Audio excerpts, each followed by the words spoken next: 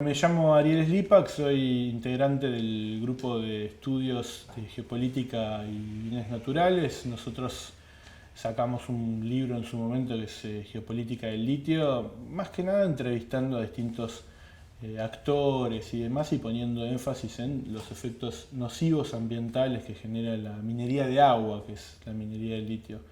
Soy economista y soy docente universitario.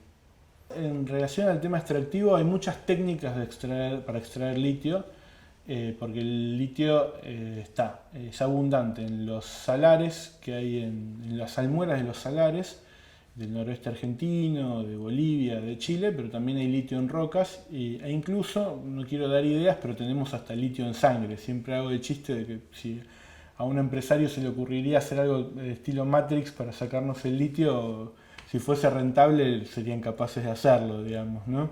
Se mercantilizan distintas áreas de la vida, se puede mercantilizar eso también en la lógica empresarial. Y hay litio hasta en el mar. El tema es que hoy para las empresas y la forma más barata de extraer litio es de las salmueras de los salares, porque es donde hay más concentración y es donde les es más barato sacarla. Entonces por eso la proliferación de proyectos donde hay salares, tanto en el noreste argentino, Chile y Bolivia, como en Estados Unidos o China, que también tienen salares con salmueras con litio, magnesio, potasio y demás, que en la lógica de las empresas estos son recursos, ¿no? Y la minería de litio, de extracción de los salares, es una minería de agua, como decía antes. Básicamente lo que hacen es bombear la salmuera que está debajo de la costra salina, es esa superficie hermosa que uno cuando va a un salar ve eso, el cielo reflejado en el suelo, etcétera. Se tiene que destruir esa costra, se tiene que perforar esa costra salina, se bombean y se instalan grandes salmueroductos, se bombean esas salmueras y para separar el carbonato de litio se hacen grandes piletones, a veces se instalan a la vera del salar, a veces sobre el mismo salar, o sea, generando un impacto visual muy importante. Hay otros más graves, pero generando un impacto visual muy importante. Y estos piletones que se colocan geomembranas, la mayoría de las técnicas, porque varían en cada salar, incluyen dejar evaporar el agua y además emplear muchos químicos. Y para la separación final o la obtención final del carbonato de litio, una de las cosas más importantes que genera estragos ambientales es que se usa mucha agua dulce. Según cada proyecto extractivo lo sacan de distintos lugares. Tenemos que tener en cuenta que estos son lugares muy áridos, ¿no? Entonces, ambientalmente, bombear la salmuera por debajo de la costra salina, si esta es la superficie que está a la vera del salar y acá hay napas y vegas, lo que hace quitar el agua de aquí abajo permanentemente es secar las napas y las vegas que están a la vera de los salares. Y ahí hay comunidades que viven y que pueden, no sé, sembrar quinoa u otras cosas, o criar camélidos, y eso genera que comprometa su modo de reproducción material, digamos, comprometa su modo de vida, comprometa sus costumbres y demás. Y ese es el principal efecto ambiental, además del uso de distintos químicos, ¿no? Y el uso más que nada del agua dulce de la zona para la separación en las plantas del carbonato de litio. Tenemos que tener en cuenta que en este momento en la Argentina hay dos grandes proyectos que explotan a gran escala. En la Argentina en este momento hay más de 56 proyectos que están en etapa de prospección, de exploración y demás. Tratemos de imaginarnos el bombeo de las salmueras, de los salares, en todos estos proyectos simultáneamente, y además la repetición a lo largo de los años, porque estos proyectos dicen que tienen una vida útil, como le dicen en términos economicistas, de 30 a 40 años. Entonces, básicamente, el volumen que bombean de agua en los casos de los salares en operación, de abajo de los salares, es mayor que el volumen de recarga de esos salares por el volumen de lluvia. La lluvia recarga esos salares. Entonces, el agua que está en las napas y las vegas, al bombearse grandes volúmenes, se va. básicamente, o va a rellenar ese desequilibrio hídrico. Los volúmenes de agua son mayores cuanto mayor sea la relación entre magnesio y litio que hay en cada salar. Los volúmenes de agua dulce que se utilizan y de cal, por ejemplo, que genera un montón de contaminación, son mayores cuanto más magnesio tienen los salares. A las empresas lo que les preocupa es la separación del carbonato de litio del magnesio, porque cuanto más magnesio tenga, menos sirve para batería ese litio. Entonces, en la lógica economicista, lo que van a tratar de hacer es, no importa el volumen no les va a importar el volumen de agua que utilicen o de cal o lo que contaminen mientras separen el magnesio. En ese sentido, hay varios salares en la Argentina que utilizarían incluso más agua todavía de lo que se está utilizando ahora. La cuestión de las reservas mundiales cambia año tras año según informes de distintos servicios geológicos y demás, pero básicamente hay algunas estimaciones que hablan de mayor cantidad, menor cantidad, pero se estima que del litio en salmueras, entre los salares que están en el noroeste argentino, que son varias decenas de salares, los salares de Chile, más destacándose el salar de Atacama, en Bolivia destacándose el salar de Uyuni, pero también otros, se estima que concentran un 60 o 65% de las reservas mundiales de litio, y esto representa un 80 o 85%, según distintas estimaciones, del litio en salmueras, que es el que a las empresas les resulta más barato de extraer.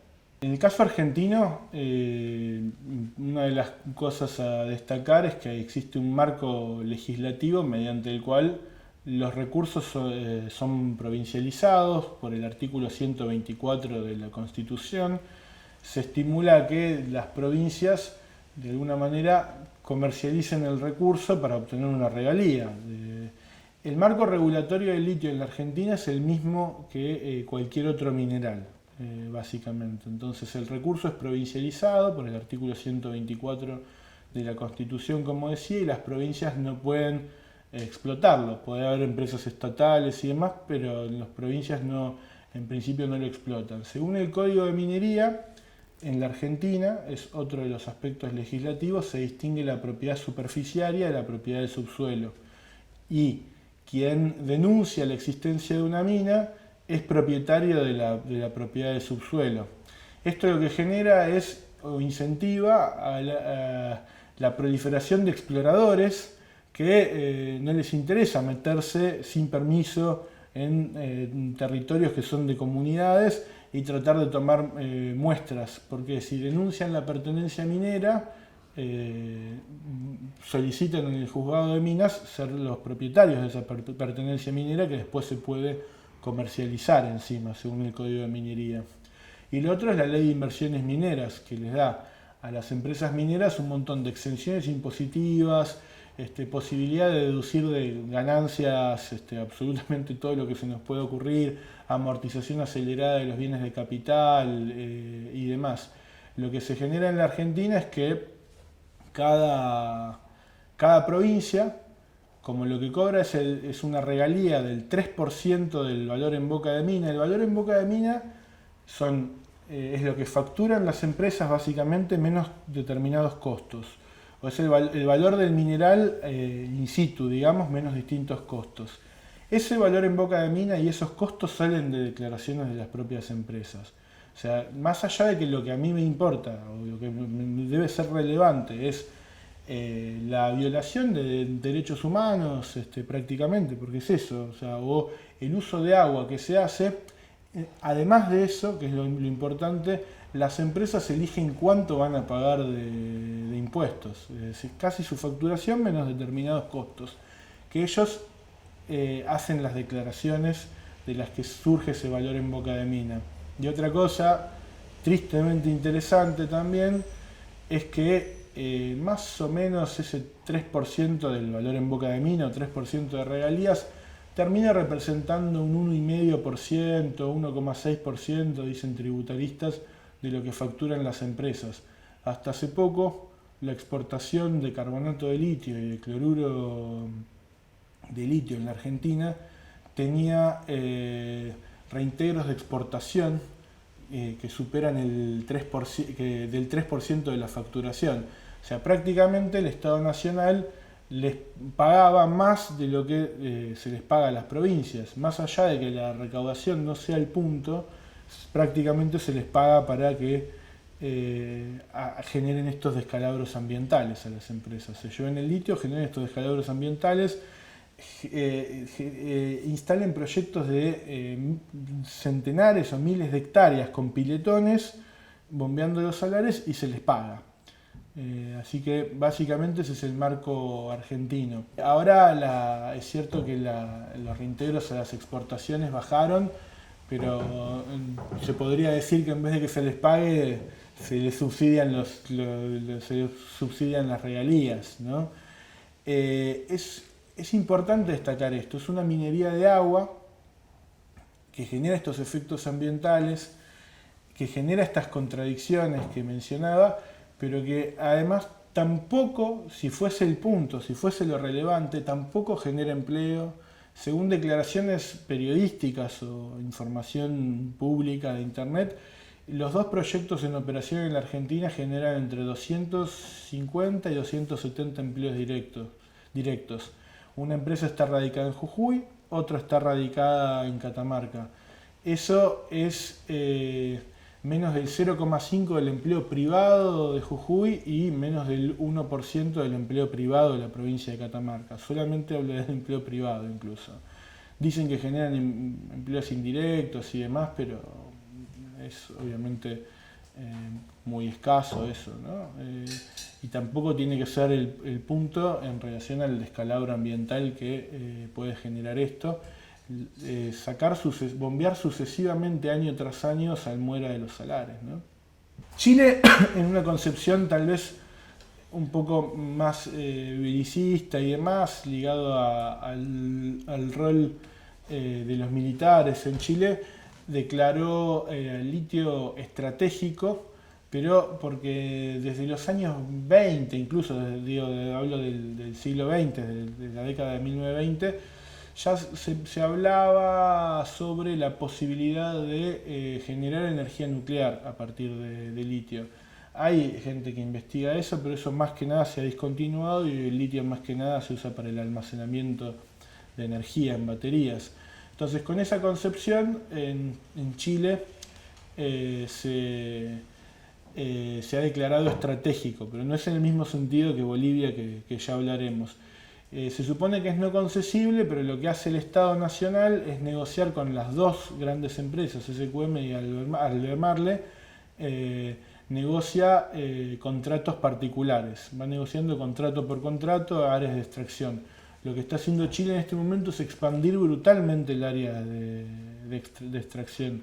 Y en Chile los salares no solamente se saca litio, sino que se saca potasio, se saca magnesio. Y me parece que el negocio, entre comillas, de las empresas es también el cloruro de potasio que se usa como fertilizante ¿para qué? Para el agronegocio sojero, digamos, ¿no? Entonces, también tenemos que pensar sobre los valores de uso que producimos o que se producen socialmente. O sea, cloruro de potasio para el agronegocio sojero, ¿no?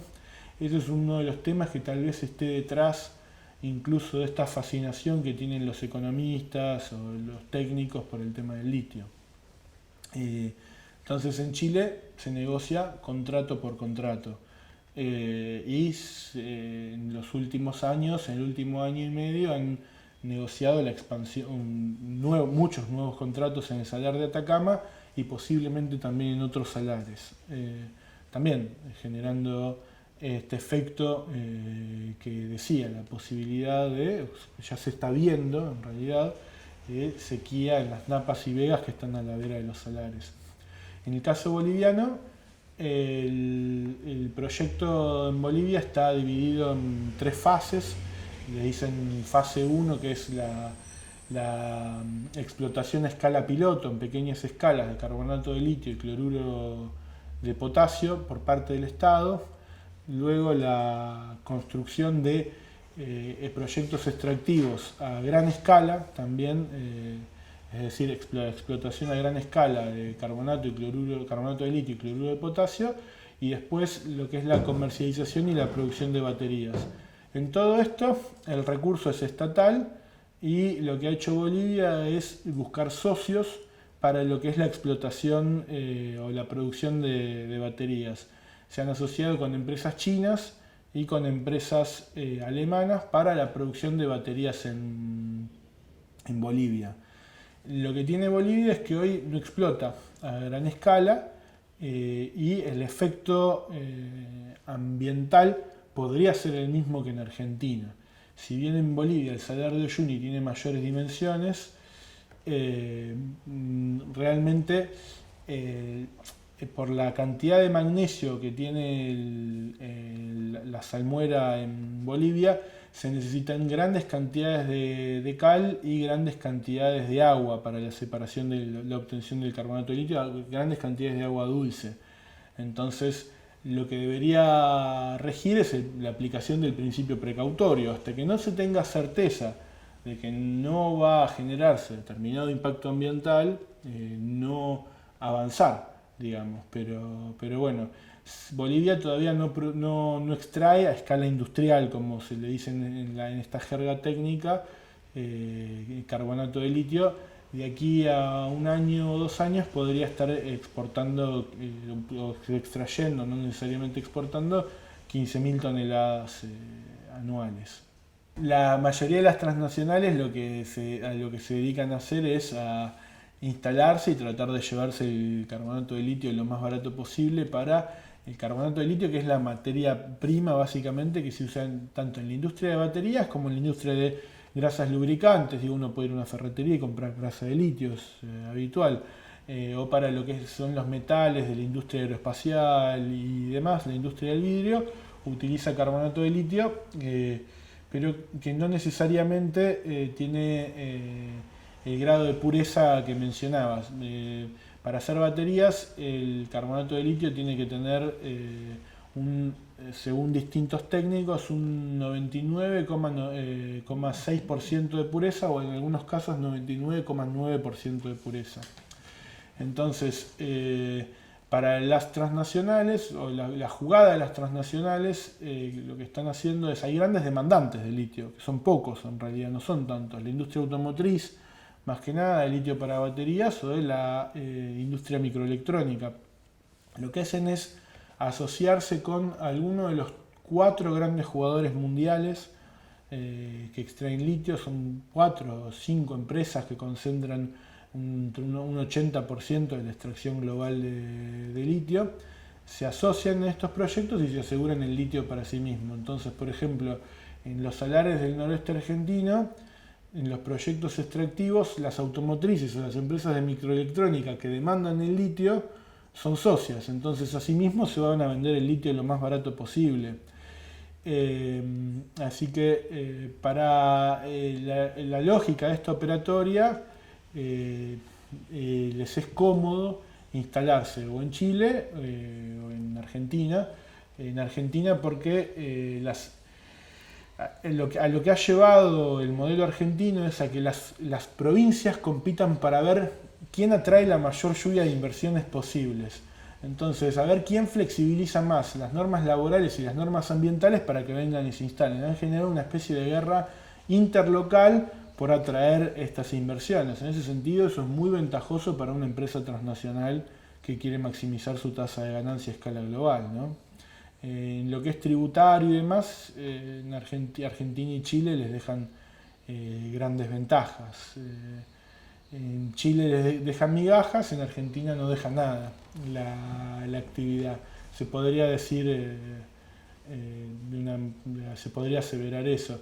Y en Bolivia, insisto que si bien no es lo más relevante, sino que lo que hay que tener en cuenta es el impacto ambiental de la actividad y demás. En Bolivia rédito económico todavía no ha dejado porque no se ha explotado, no está operativo a gran escala el proyecto, pero el rédito sería de la extracción sería estatal más que nada el Estado Nacional capturaría la renta y hay un reclamo, eso es un debate económico interno, hay un reclamo de los distintos estados y provincias en Bolivia por capturar esa renta que se supone que a nivel local se captura poco y más que nada a nivel nacional. Aquí el punto es respetar lo que las comunidades, lo que las comunidades deseen, desde luego, ¿no? Si hay comunidades que están a favor, yo creo que en Argentina sería lamentablemente muy dificultoso que las comunidades puedan controlar, decidir y demás por el marco jurídico de la Argentina. El marco jurídico de la Argentina estimula la concesión a privados y si uno mira el mapa de los salares en la Argentina, prácticamente toda la superficie de los salares tiene pedimentos mineros. Entonces, y hay un gran interés, me parece, de las provincias de recaudar la regalía. Entonces, las provincias tienen un estímulo económico a incrementar la explotación porque eso les da más regalías. Entonces, el panorama es sombrío y eso en realidad depende de una correlación de fuerzas y hay una lucha. Entonces, es visibilizar lo que está pasando. Y también es importante mencionar que las empresas tienen fuertes mecanismos para estimular a que distintas personas con menos poder puedan torcer su posición. Tienen mecanismos coactivos y coercitivos, digamos, ¿no? Entonces, son aspectos a tener en cuenta. Yo creo, sí, que en el caso argentino la fragmentación o en el caso de lo que es la provincialización de los recursos, que es constitucional, o sea, el marco jurídico y la constitución argentina desestimula la participación, la decisión, la fiscalización, absolutamente todo por parte de las comunidades. Creo eso del marco jurídico argentino, digamos, ¿no? La aplicación del principio precautorio aquí es fundamental. O sea, son las empresas o el Estado o quien quiera extraer el litio que tiene que demostrar que no va a tener efectos nocivos. No tienen que estar las comunidades mostrando que esto va a generar tal problema, sino que quien quiere extraer el litio, o incluso sean comunidades, tienen que demostrar que no va a tener determinados efectos ambientales nocivos, digamos, ¿no? Yo creo que es una tendencia del capitalismo global a la proliferación de cada vez mayores proyectos extractivos, sean de litio, sean de soja o de otro tipo de transgénicos, ¿no? O de hidrocarburos y demás, que tienden a invisibilizar determinadas luchas, avanzar sobre los territorios, avanzar sobre los modos de vida e imponerse. En ese marco, el panorama tiene que ser, primero, exigir la información, porque la información es poca en realidad, y después la organización. Es una respuesta cómoda, fácil, simplemente quedarse en la denuncia necesaria sobre lo que pasa, pero es cierto que las baterías de ion litio permiten la acumulación de energía y de alguna manera ese tipo de paradigma tecnológico habilita el uso de la energía generada por paneles solares en horario nocturno o por rotores eólicos cuando no hay viento, porque permite la acumulación de energía y permite desfosilizar la matriz energética y demás. Uno de los puntos, hay dos grandes elementos que tenemos que tener en cuenta. Primero, evitar la mercantilización de la transición energética. Los saberes sobre energías posfósiles tienen que ser compartidos, tienen que ser socializados y manejados por los y las de abajo, digamos, básicamente. Si no, la transición energética va a ser un negocio. Si son las mismas petroleras las que invierten en proyectos de energías renovables, estamos manejando mal la transición energética. Entonces, son no solo las comunidades, sino también los movimientos ambientales, los trabajadores urbanos, el movimiento campesino. Tenemos que hacernos cargo de la problemática de la transición energética, pero no podemos delegar esos saberes y esa responsabilidad en un negocio privado. Ahí está la clave de la organización, digamos, ¿no? El segundo punto a tener en cuenta es la exploración de distintas técnicas de extracción de litio. La extracción de litio de salmueras, no es bombeando el litio, no es la única. Entonces, si son más costosas otras técnicas que todavía están en exploración, que se apliquen las técnicas más costosas.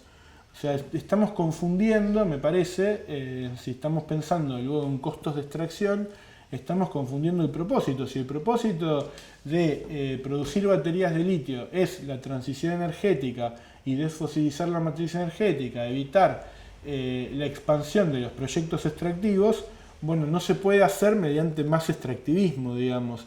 Esto se debe hacer con técnicas que por más costosas que sean, no avancen sobre distintos territorios y no expandan el extractivismo. Hay empresas, no deberían ser empresas, pero hay empresas que exploran la extracción de litio del mar, no desconozco los impactos ambientales, o incluso hay un equipo de científicos argentinos que ha probado a escala piloto una técnica de extracción que no utiliza agua y no deja químicos tampoco en los salares. En esto trabaja el equipo de Ernesto Calvo. En ese sentido, el marco jurídico argentino de funcionar esta técnica a escala industrial no permitiría utilizarla. Entonces, es el marco jurídico argentino uno de los grandes puntos que termina funcionando para el avasallamiento de los derechos de distintas comunidades y derechos de los sectores populares, el avasallamiento en el que incurren distintas empresas, ¿no? Ese es el marco jurídico argentino que no permite el uso de otra técnica más de tener éxito, amigable con el ambiente o que no implique más extractivismo.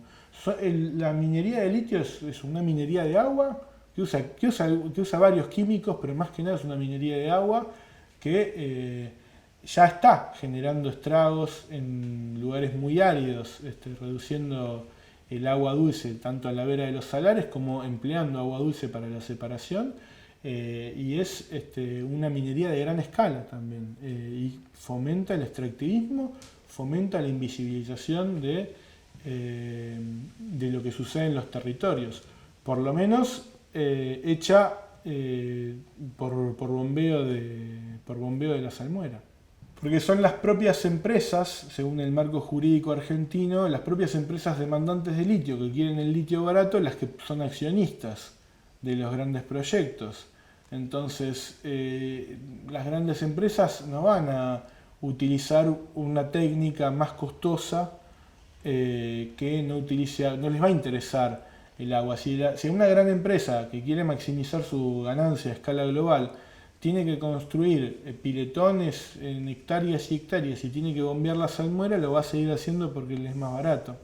Entonces, por ahí el sistema de ciencia y técnica en un país explora técnicas loables que no emplean agua, pero el marco jurídico argentino desestimula realmente la consulta, o genera mecanismos jurídicos que los pueden contestar abogados mejor que yo, genera mecanismos jurídicos para que la consulta en realidad nunca se aplique en lo fáctico.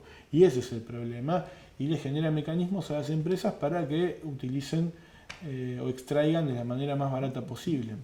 El punto con la estatalidad es que no resuelve el problema ambiental. Eso es lo más importante a destacar. No es que si lo explota un privado está mal y si lo explota el Estado está bien. Lo que un poco mencionaba en esa charla es que el control estatal, si el Estado hace las cosas que corresponden, porque ese es otro tema, podría permitir la participación y la decisión la decisión primero, la participación y fiscalización de parte de las comunidades. Pero si es que el Estado va a hacer las cosas como correspondan. Uno puede contrastar distintos modelos en el cual uno ve el modelo jurídico argentino, como mencionábamos antes, es, bueno, provincialización del recurso, estímulo a que los privados controlen absolutamente todo, entonces van a usar la técnica más barata, van a tratar de ocultar información en pos de la rentabilidad y eso desestimula la decisión, participación y fiscalización por parte de las comunidades y del pueblo en general, trabajadores urbanos interesados en un paradigma energético postfósil y demás. Si son los propios accionistas demandantes de litio los que controlan la extracción de litio, entonces sí, el tema de lo que de la estatalidad podría permitir la decisión, participación, pero lo que no hay que a lo que no hay que propender es un extractivismo por parte del Estado, digamos, ¿no? El tema es que en un marco jurídico como el argentino, ni siquiera con una empresa estatal se podría garantizar la participación, fiscalización, decisión por parte de las comunidades porque las pertenencias mineras están otorgadas a privados. Básicamente, si uno ve la superficie catastral, o sea, con catastros y demás, las tierras pueden ser tierras que esté reconocido, porque el Estado no siempre reconoce el derecho de las comunidades y esa es una lucha, está reconocido el derecho sobre la propiedad superficiaria de las comunidades, pueden ser tierras fiscales, pueden ser tierras privadas, o sea, cualquier tipo de superficie. Ahora, como el Código Minero distingue la propiedad superficiaria de la subterránea, una empresa minera puede solicitar la pertenencia minera con el catastro, solicita esa pertenencia minera. Igual esto es mejor consultárselo a abogados, pero solicita la pertenencia minera y tiene la pertenencia minera. Nada más tiene que abonar un canon minero exiguo y alguna minucia con alguna documentación, demostrar que está, no sé, yendo o que está por explotar y demás. Y esa pertenencia minera, lo más grave es que en la Argentina se puede comercializar. Entonces, para hacerse de la pertenencia minera se denuncia la existencia de minerales. Es decir, un explorador y dice, ahí hay litio, ahí hay molibdeno, solicita la pertenencia y encima después la puede comercializar a grandes empresas. Entonces, lo que yo decía esto puede generar y genera la proliferación de exploradores que quieren encontrar o tomar muestras porque quieren denunciar la existencia de pertenencias mineras para salvarse económicamente y comercializar esa pertenencia. Por eso las empresas hacen un trabajo importante de tratar de legitimarse socialmente para conseguir la aceptación del proyecto, digamos, ¿no? El tema es que el Código de Minería en la Argentina fomenta la exploración. Entonces, a veces fomentar la exploración y comercialización de pertenencias y la verdad que propende a la violación de los derechos que hay sobre esas tierras. Ese es un punto de vista, ¿no?, que tengo. Si uno ve la superficie de los salares en la Argentina, la superficie catastral, si no está otorgado, tiene pedimentos mineros por lo menos. Eso es lo grave de la situación. Tal vez no haya proyectos, pero por eso hay que consultar en los juzgados de minas, en las direcciones, en las secretarías, cuál es la situación sobre los pedimentos mineros. Hay pedimentos o concesiones mineras sobre casi toda la puna argentina. Cuando un economista te hace una proyección, yo desconfiaría, ¿no? Un economista que te habla del futuro, me parece que no, yo desconfiaría. Pero, sería poco riguroso. Pero tratando de pensar en lo que genera un solo o dos proyectos en un salar en cuanto a la ruptura del equilibrio hídrico por bombear la salmuera y y generar que sequías en las Napas y Las Vegas a la vera de los salares o utilizar el agua, no me quiero imaginar lo que pueden generar 56 proyectos, 60 proyectos, que es de lo que se habla. Entonces a mí me parece que el punto aquí es pensar cómo lograr una transición energética en la cual no sea mercantilizada, esté en manos de los sectores populares y se pueda genuinamente desfosilizar la matriz, pero no como negocio, incluso negocio de las petroleras, desfosilizar la matriz para justamente evitar la expansión de proyectos extractivos de gran escala y que generalmente ya está comprobado violan derechos territoriales, sean del movimiento campesino indígena, de comunidades o de trabajadores urbanos, desde el monocultivo de la soja y otros transgénicos, el litio, los hidrocarburos, etc. Entonces es cómo lograr una transición energética controlada por los sectores populares, pensada por los sectores populares, en donde no solamente nos remitamos a la fiscalización, sino a la decisión directamente. Entonces para eso se necesita siempre socializar el conocimiento, dar el debate y luego las luchas, ¿no? Porque una empresa privada no lo va a hacer por nosotros, va a buscar maximizar su ganancia. En lo que es la proliferación del extractivismo que se ha visto en América Latina y demás, en general aparecen invisibilizadas las situaciones de distintas comunidades, el movimiento campesino indígena, sectores urbanos y demás, pero en general en donde están estos recursos, porque para las empresas son recursos, aparece invisibilizado la existencia de otro tipo de modos de vida y demás, y se emplea un recurso discursivo de bueno, es el bien mayor, el crecimiento económico, los empleos, etcétera, la generación de divisas para el país, y eso se pone como contrapartida del modo de vida de distintas comunidades y se termina tildando a quienes están en contra, que son las personas que en general viven en estos lugares, como fundamentalistas, etcétera, y es bueno, uy, hay 1000 personas, hay 2000 personas, hay 100. Entonces son tildadas de fundamentalistas y es el sacrificio de ese área, bueno, sí, se va a contaminar porque todo contamina, nos dicen siempre, entonces es el no respeto a esa forma de vida y la expansión de el proyecto extractivo a toda costa, avasallando los derechos que tienen todas las personas que viven en distintos lugares. La lógica que se ve con Vaca Muerta, que se ve con la soja, que se ve con el litio, que se ve con la minería del oro, es decir, con una lógica economicista, bueno, nos plantean que se necesita que para el desarrollo generar divisas, que eso genera empleos y demás. Bueno, primero que no generan tantos empleos, aunque ese no es el punto. No generan tanto rédito económico, aunque ese no es el punto. Y esas 100, 1000 personas, 2000, que se tienen que sacrificar su modo de vida en pos del bienestar generalizado. No existe algo como una política económica o una política de producción o industrial que genere bienestar generalizado. Siempre son el beneficio económico de algunos avasalla derechos de otros. El tema es que justamente siempre las clases sociales o los sectores que se ven perjudicados son los de abajo, ¿no? El desarrollo es un concepto en disputa. Existen distintos lenguajes de valoración.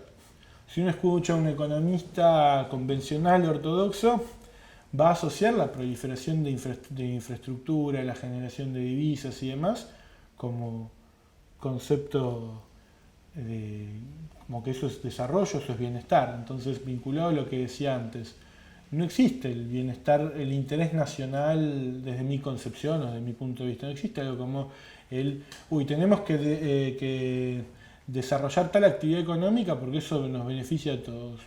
Va a perjudicar siempre a muchos y va a beneficiar a pocos. Como sucede con el fracking, como sucede con el tipo de minería de litio, etc. Entonces, el desarrollo debe ser un concepto en disputa. En pos de lo que se entiende en unas visiones sobre desarrollo, no puede aparecer el avallazamiento sobre derechos laborales, derechos humanos, etcétera, ¿no? Entonces, es este tipo de concepción. Entonces tenemos que, me parece a mí, así como la transición energética es algo que se debe disputar y que sea controlada por los de abajo, la noción de desarrollo también debe ser conquistada y entender que el desarrollo tenga que ver con el respeto por distintos tipos de cosmovisiones o distintos tipos de modos de vida.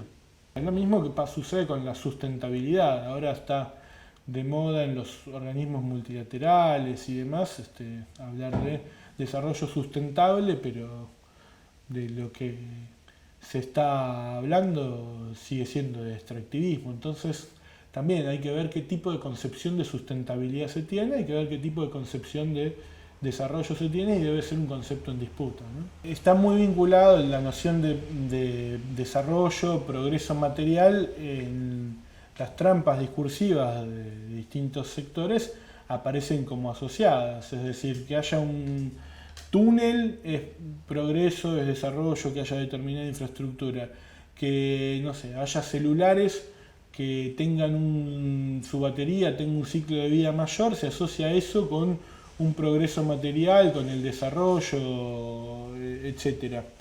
Entonces, por eso mismo, la noción de desarrollo siempre aparece vinculada a esta idea de progreso material, en donde tal vez el vivir bien no tiene que ver necesariamente con, o no tiene que estar necesariamente atado a este tipo de progreso material que implica más acumulación de bienes, más acumulación de infraestructura, sino tal vez vivir en armonía, en calma, pero por eso decía antes que el desarrollo es un concepto en disputa, porque si lo atamos a esta idea de progreso material o de acumulación de cosas, acumulación de bienes o acumulación de ganancias, si lo atamos a eso, estamos invisibilizando la existencia de distintos modos de vida, ¿no? Se ha visto por parte de grandes potencias, por ejemplo, con el tema del agua, con el tema de la Amazonía, digamos, ¿no? Manuales de estudio en Estados Unidos en donde aparece la Amazonía como un lugar que debe ser controlado, fiscalizado por Estados Unidos por un tema de responsabilidad con el mundo, digamos, ¿no? Entonces, este tema de tal cosa es patrimonio de la humanidad.